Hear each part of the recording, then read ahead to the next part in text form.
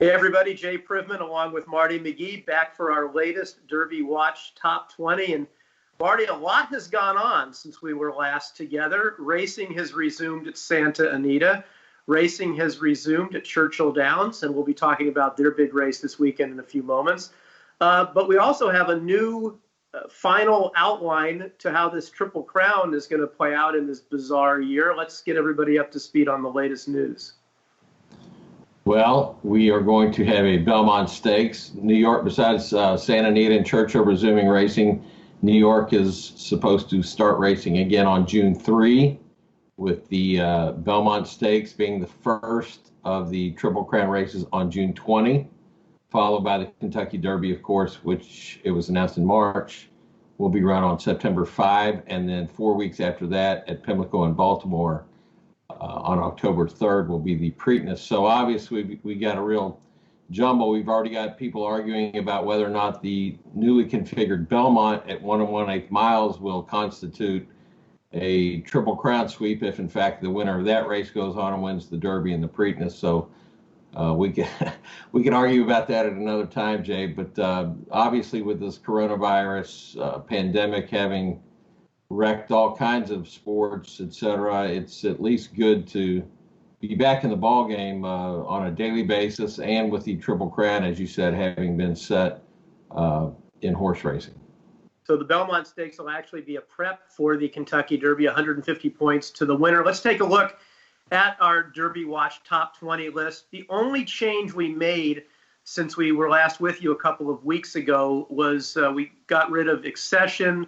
Pneumatic has replaced him on the list, and Pneumatic will be running this weekend. We'll talk about him in a moment. But, Marty, the big news this week, as mentioned, with the resumption of the extended road to the Kentucky Derby, the first stop on that way will be the Matt Winn at your home track, Churchill Downs, on Saturday.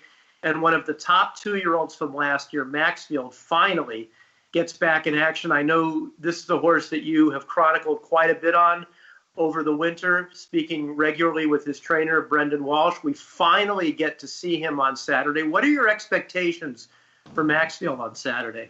Well, I think both Brendan and the Godolphin folks would just like to see him run a nice race. It doesn't seem like there's a lot of, we'll talk about this in a minute, not a lot of pace in there, which clearly would help a back runner like Maxfield. But the thing is, I remember vividly down at Gulfstream, it was the Sunday right before all the pandemic shut everything down, except for Gulfstream. And Brendan was just so pleased, I should say, that he was going to have extra time to work with. And now he's got the extra 4 months. And at least in terms of how it shakes out right now, with him coming back in what Brendan says is fine shape into the Matt Winn, it worked out quite well for him, because otherwise he was going to be very hard-pressed to make the Kentucky Derby on May 2nd.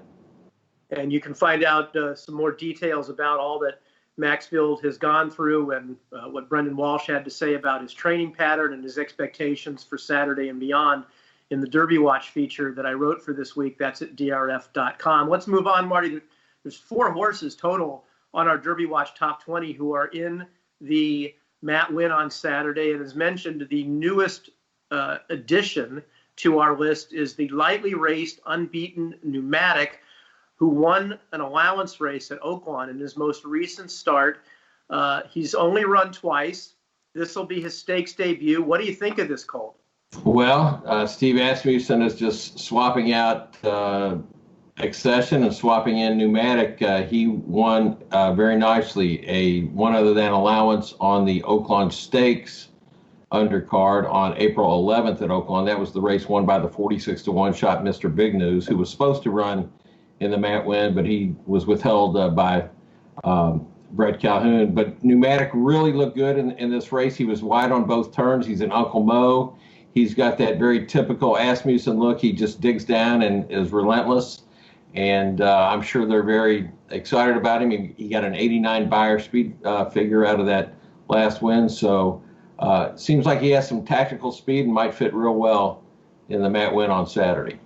And this year, with the Derby having been delayed to September the 5th, this is a horse who would have had no chance of making the Kentucky Derby had it been held on May the 2nd. But now he's one of the ones that could be a late developer that could be in play for this year's Derby. Marty, two other horses to talk about on our Derby Watch Top 20 who were in this race on Saturday. That's New York Traffic and Major Fed. They were the second and fourth place finishers, respectively, in their most recent start, that being the Louisiana Derby. Let's take them in that order. New York Traffic chased Wells Bayou last time. No Wells Bayou in this race. What do you think of New York Traffic's chances Saturday? Well, it seems like there's not a whole lot of speed in here, Jay. There's a couple of other horses who are long shots to his inside. But otherwise, I look for Paco Lopez to give him an aggressive ride. This was kind of an 11th hour decision by Saffie Joseph to ship New York Traffic up for this race out of Florida.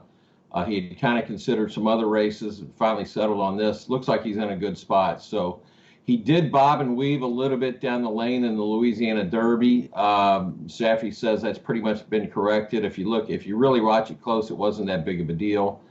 But I think the time probably has done him well, too, since the Louisiana Derby. And he's going to be sharp and fresh and pretty much a danger, I think, in this race on Saturday at Churchill. And then as for Major Fed, the pace really doesn't seem like it's going to come up well for him. This is a horse that I know you've been a little bit higher on than I have. I thought he was compromised by the way the pace came up in the Louisiana Derby, and I actually thought, considering the race shape, he didn't run all that badly that day, but it looks like he might be up against it again if the pace plays out as you expect it to on Saturday. Yeah, plus he's got the 12 hole. It's going to be tough to win from there going the mile and 16th at Churchill, but Greg Foley's really happy with the way he's trained, says he's like a copper penny from head to toe. He's trained great since the Louisiana Derby. You know, and again, Jay, this isn't an end-all, be-all kind of race for any of these guys. I'm sure that Greg and the owner, Rob Lloyd, would just like to see the colt run real big and, you know, turn in a decent effort and go forward from there. Yeah, we've got a long run in this year until the Kentucky Derby, which is not going to be until September the 5th. But the enhanced road to the Kentucky Derby picks up again on Saturday with the Matt win. That's our look at the four horses in the Derby Watch Top 20 who will be competing in that race. We'll be back here next week to recap that race, give you our thoughts on how those horses performed, and get you up to speed on all the latest regarding the 3-year-old division. And stay tuned here at DRF.com every week for all the latest on the road to the Kentucky Derby and this year's unusual Triple Crown schedule. For Marty McGee, I'm Jay Privman. Thanks for watching.